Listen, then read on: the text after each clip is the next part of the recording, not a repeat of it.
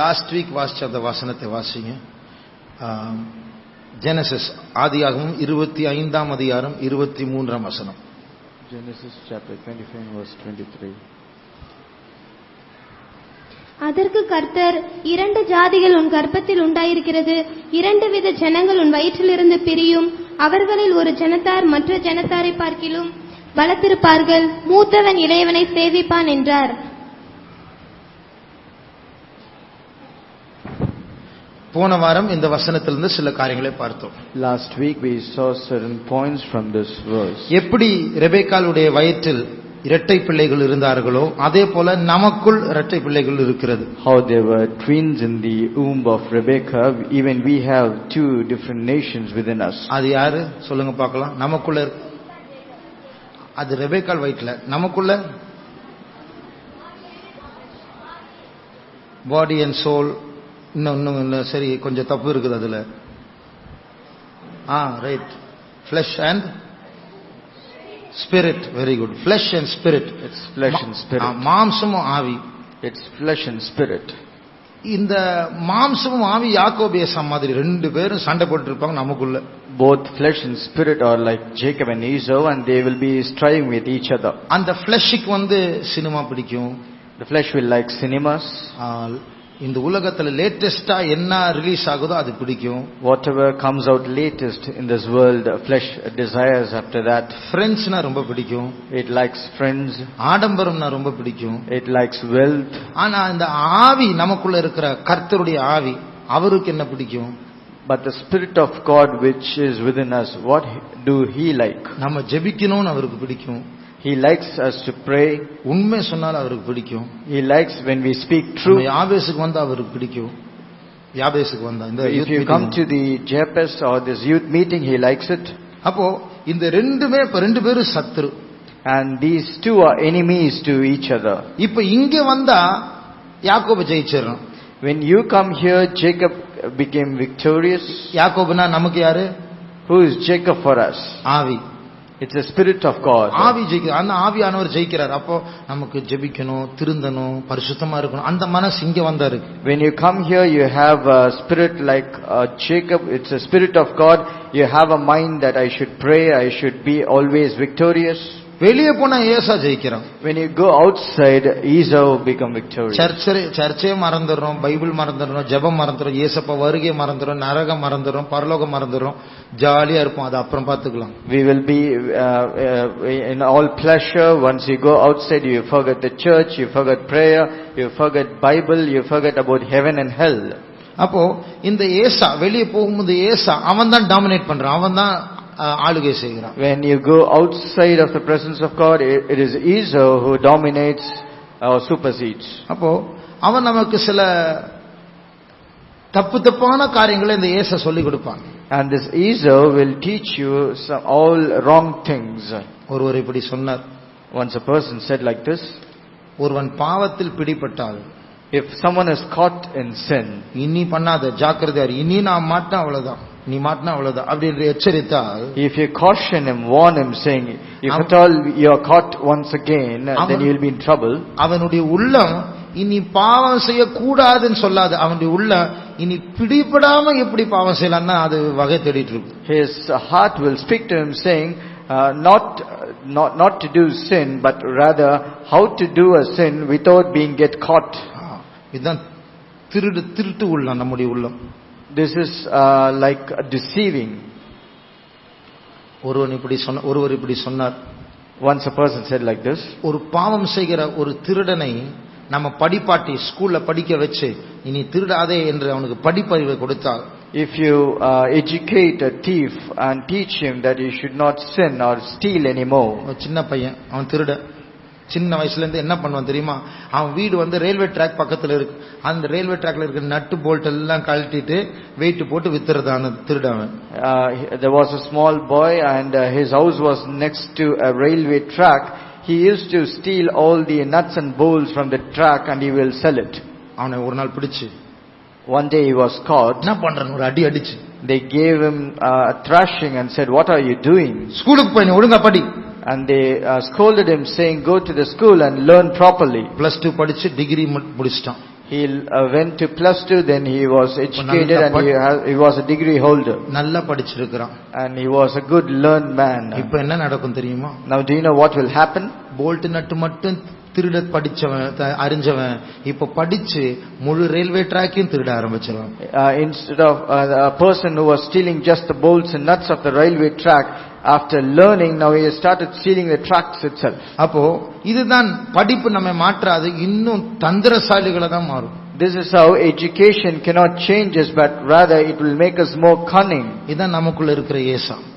This is the Esau which is inside us. எப்படி பிடிபடாம பாவம் செய்யலாம் அப்படி நமக்கு ஐடியா கொடுக்கும். நமக்குள்ள தான் அந்த ஐடியாவே வரும்.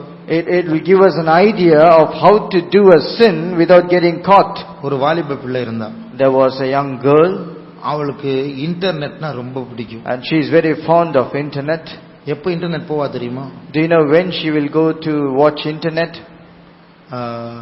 சண்டே சர்வீஸ் நடக்கும்போது. During Sunday service. அவ என்ன பண்ணுவா தெரியுமா? Do you know what she will do? அப்பா அம்மாவை விட சீக்கிரமா வந்துருவா சர்ச்சுக்கு. She will come to the church even before her parents. அப்பா அம்மா ரொம்ப ஸ்பிரிச்சுவல் ஃப்ரண்ட்ல வந்து உட்காருவாங்க. And the parents are so spiritual, they will be seated in the front row. இவன் என்ன பண்ணுவா? நடுவுல உட்கார்ந்துருவா. நடுவுல. But she will be seated somewhere in the middle. First வந்ததனால அப்பா அம்மா இவளை தாண்டி தானே போணும். அப்பா அம்மா ரொம்ப சந்தோஷம், வந்துட்டா சர்ச்சுக்கு. And because she comes first, parents will look at her being seated in the faith home and they will be very happy. இவங்க முன்னாடி வந்து உட்கார்ந்து இவங்க ஜெபம் பண்ணிட்டு இவ எழும்பி போய்டுவா internet. When the parents are seated in the first row, she will slowly depart outside and she will go and watch internet. கரெக்ட்டா 11:45 கூட்டம் முடியறதுக்கு முன்னாடி திருப்பி வந்து உட்கார்ந்துரும். By 11:45, before the meeting gets over, she will come and get seated inside. இதுதான் தந்திரம். இதுதான் பாவத்தை எப்படி மறைத்து செய்வது அப்படி நமக்கு தந்திரம் இருக்கு. This is cunning craftiness where we will do a sin by not getting caught. ஆகையால் இந்த இதுதான் ஏசாவினுடைய தந்திரமான வேலை. This is the cunningness of Esau. அது மட்டும் இல்ல, சில பாவங்கள் நமக்கு தப்புன்னு தெரியும், தெரிஞ்சாலும் செய்யறதுக்கு இந்த ஏசா தூண்டி விடும் நமக்குள்ள மாம்சம். We know there are certain sins which we really know that it is wrong to do that, but Esau, he will instigate for us to commit that sin. நமக்கிட்ட என்ன நியாயம் பேச தெரியுமா அந்த ஏசா?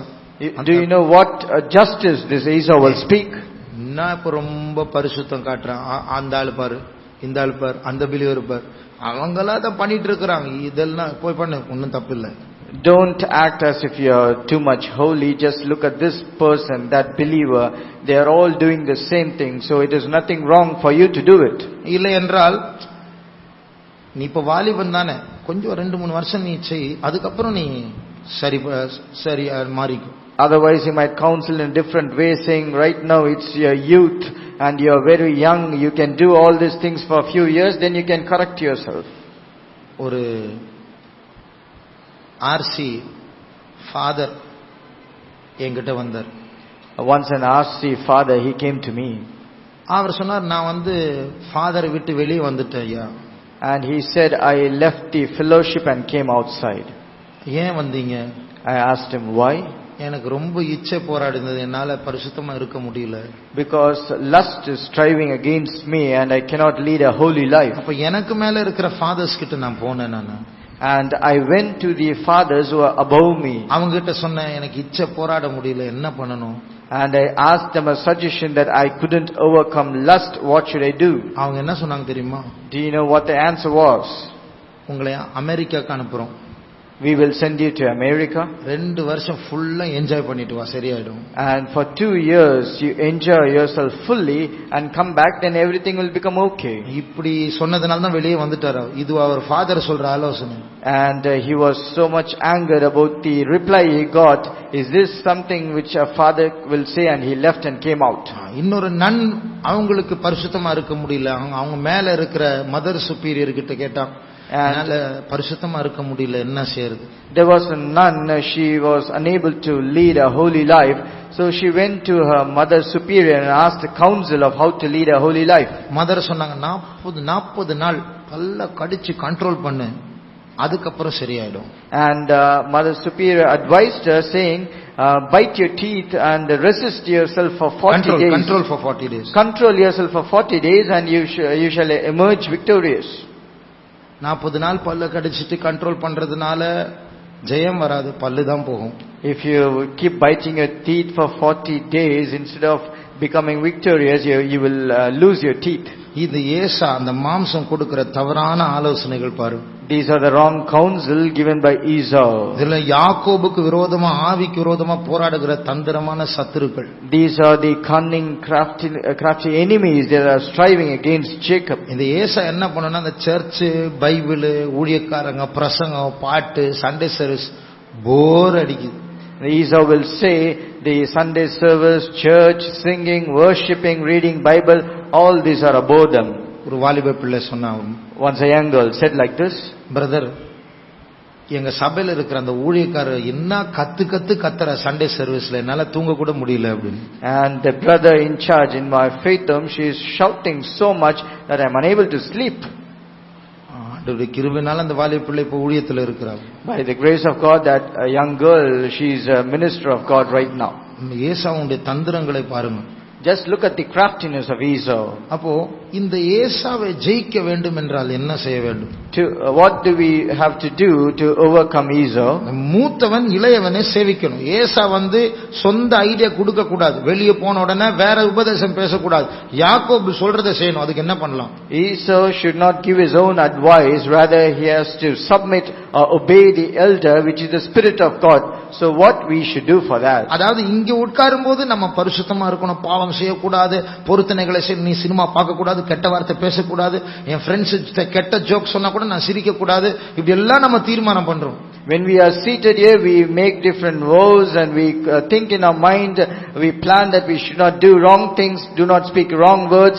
Even a friend cracks a bad joke, I will not laugh for it. இந்த ஜெயத்தை, இந்த விருப்பத்தை, இந்த பரிசுத்தத்தை, இந்த சூழ்நிலையை எப்படி வெளியே கொண்டு போய் அதை ஸ்திரப்படுத்துவது? How to establish, how to strengthen myself into this circumstance, this situation, even if I go outside. நிறைய காரியங்கள் இருக்கு. ரெண்டு காரியங்களை சொல்லி முடிக்க விரும்புகிறேன். There are many things to do, but I will give you two reply for that. உங்களுடைய பாவ தூண்டுதல்களுக்கு ஒரு முக்கியமான காரியம் உங்களுடைய worldly friends, உலக friends. You are stimulated to sin when you go in the outside world, and the first reason is your worldly friends. இந்த உலக friends நீங்க கட் பண்ணிட்டா தானா உங்களுடைய லைஃப் முன்னேறும். When you cut off your worldly friends, your life will become okay. உங்களுக்கும் உலகத்திற்கும் உள்ள bridge உங்க friends தான். The bridge between you and the world is your friends. அவங்க தான் ஆர்கியூ பண்ணி உங்களுக்குள்ள ஏசாவை சோதிச்சு அவனை தூண்டி விட்டு அவனை எழுப்பி யாக்கோபை கொல்ல அவங்க தான் காரணம். They are the reason for them. They will argue with you. They will stimulate Esau to rise in you and cause a failure in you. அப்போ friends கட் பண்ணணும். Cut off your friends. அது எப்படி cut பண்றது? How can that be possible? நம்ம friends எவ்வளவு க்ளோஸா இருப்பாங்க. We are very close with our friends. நம்ம வேண்டாம்னு சொன்னா கூட அவங்க வருவாங்க. அப்படி அங்க வேண்டாம்னு சொன்னா சத்துருவா மாறிடுவாங்க. அப்புறம் பேச மாட்டாங்க. அப்புறம் ஒரு மாதிரி பாப்பாங்க. எப்படி அது கட் பண்றது? Even if I say no to them, they will come to me, and if I resist further, they will become my enemies. They will not speak to me, and what can I do for that? Cut பண்றதுக்கு நான் ஒரு நல்ல method சொல்லி தரேன். I can give you a very nice method to cut off. அதற்கு முன்பாக இரண்டாவது ஒரு காரணத்தை சொல்லுகிறேன். But before that, I will give you a second reason. இங்க இருக்கிற இந்த ஆவிக்குரிய சிந்தை ஜெயிக்க வேண்டும் என்கிற அந்த சிந்தையை உலகத்திற்குள்ள கொண்டு போய் எப்படி அதை ஜெயிக்க வைக்கிறது? How can you carry forward the thought in your mind which you have in right here, that you should emerge victorious all the time? நம்ம இந்த சர்ச் முடிச்சிட்டு வெளியே போறோம் இல்லையா?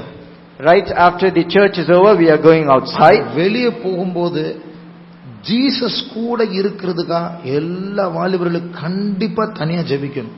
And when you go outside, once you leave the church, for Jesus to be with you, each and every youth has to pray separately with God. இந்த தனி ஜெபம் இதுதான் நம்ம ஆண்டவரோடு இயேசுவோடு சேர்த்து கொள்ளும். இயேசுவோடு நம்ம சேரும்போது பாவம் வீக் ஆயிடும். அந்த தூண்டுதல்களுடைய சக்தி குறைஞ்சிரும். The personal prayer is something very important. When we do that, the fellowship or the relationship with Jesus gets closer and closer, and the sin will become weak. ஆனா ஆரம்பத்துல அப்படி ஜெபிக்க நம்ம முட்டி போட்டா ஏசா விட மாட்டான். But in the beginning, when you try to kneel down for prayer, Esau will not allow. அந்த 15 நிமிஷம் ஜெபிக்க சொன்னா கூட அந்த 15 நிமிஷம் 2 மணி நேரம் மாதிரி இருக்கும். Even if you are asked to pray for 15 minutes, that 15 minutes will look like as if it is 2 hours. பார்த்துட்டே இருப்போம், டைம் ஓடவே மாட்டேங்குது. We will keep watching the time and the time will never move. எப்போ 15 minutes முடியும்னு பார்த்துட்டே இருப்போம். சோத்ர சோத்ர சோத்ர. We will watch the clock saying when this 15 minutes will get over, and we will say praise the Lord. ஏசா விட மாட்டான். Esau will not allow. ஆனா இன்னைக்கு நம்ம ஒரு தீர்மானம் பண்ணோம். But today we are going to make a decision. 15 minutes உட்கார்ந்து தான் ஆகணும், எழும்பவே கூடாது. Somehow I will be on my knees for 15 minutes. I will never sit. யார் கூப்பிட்டாலும் என்ன செஞ்சாலும் என்ன வேலை வந்தாலும் என்ன ஞாபகம் வந்தாலும் அந்த 15 minutes உட்காரு. Whatever comes into my mind, whomever shall call me, whatever things can happen around me, I will sit on my knees. அப்போ கரெக்ட்டா உட்கார்ற நேரத்துல தான் திடீர்னு முக்கியமான காரியம் ஞாபகத்துல வரும். அது வரைக்கும் மறந்துருப்போம். Until you go on your knees, you will forget everything, but you go on your knees, you will remember something very important. ஆனாலும் அந்த 15 நிமிஷம் முடிச்சிட்டு தான் எழும்பணும். Even then, only after praying for 15 minutes, you should rise up. Cellphone அடிச்சாலும் after 15 minutes, friends வெளிய இருந்து கூப்பிட்டாலும் after 15 minutes. Even if the cell phone rings, you shall go only after 15 minutes. Even friends call, you have to go only after 15 கொஞ்ச நாள் minutes. முடிஞ்ச பிறகு After few days, அந்த 15 minutes ரொம்ப நீங்க ஒரு நிலத்தை பிடிச்ச மாதிரி அந்த 15 minutes உங்களுக்கும் ஆண்டவருக்கும் சொந்தமானதா மாறிடும். அப்புறம் டிஸ்டர்பன்ஸே இருக்காது. this 15 minutes will become wholly yours, and it will be a time between you and God, and it will become very light. No one can separate you. உங்களை மாதிரி நான் யூத்தா இருக்கும்போது டெய்லி நைட் 8 to 9 தனியா ஜெபிப்பேன் நான். When I was a youth like you, I used to pray every night between 8 and 9 p.m. Time போறதே தெரியாது. I will not know how the time goes by. அப்படி பரலோகமா இருக்கும் அந்த 8 to 9. That 8 to 9 1 hour will be like in heaven. ஆனா நான் college lecturer ஆன பிறகு பகல் நேரத்துல கொஞ்சம் ஃப்ரீ டைம் கிடைச்சது. சரி பகல்லையும் ஜெபிக்கலாம் சொல்லி 10 to 10:30 இன்னொரு half an hour நான் கூட்டினேன் நான். And once I became a college lecturer, I got a time even in between during my free time, and I increased the time between 10 and 10:30. ஆனா 10 to 10:30 ஜெபிக்கிறத பாத்தீங்கன்னா 3 மணி நேரம் இழுத்துட்டு அது டைம் ரொம்ப ஹெவியா இருக்கும். half an hour 3 மணி நேரம் மாதிரி இருக்கு, ஜெபிக்கவே முடியாது. But that half an hour time will look as if it is something like 3 hours of time I cannot pray. அப்போ நான் யோசிச்சேன், இப்போ half an hour ஜெபிக்கிறது அப்படியே போராட்டமா இருக்கு, நைட் 1 hour ஜெபிக்கிறது ரொம்ப ஈஸியா இருக்கு. அதனுடைய காரணம் அந்த 8 to 9 ஆண்டவருக்கென்று நான் பிடித்து கொண்டேன். I later understood, because 8 to 9 I have completely dedicated to the Lord, and that period has become very light, whereas this 10 to 10:30 it is not yet been dedicated fully. உங்களுக்கு சொல்லுகிறேன், 15 minutes ஜீசஸ் கூட நீங்க கண்டிப்பா இருக்கணும்.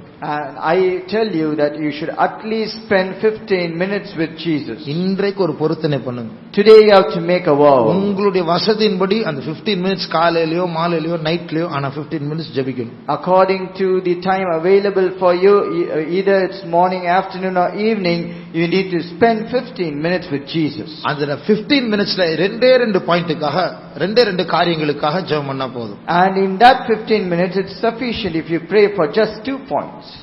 First point, the first point, ஆண்டவரே நான் உம்மை விரும்பி இந்த ஜெபத்துக்கு வரணும், உம்மை நேசிக்கணும்.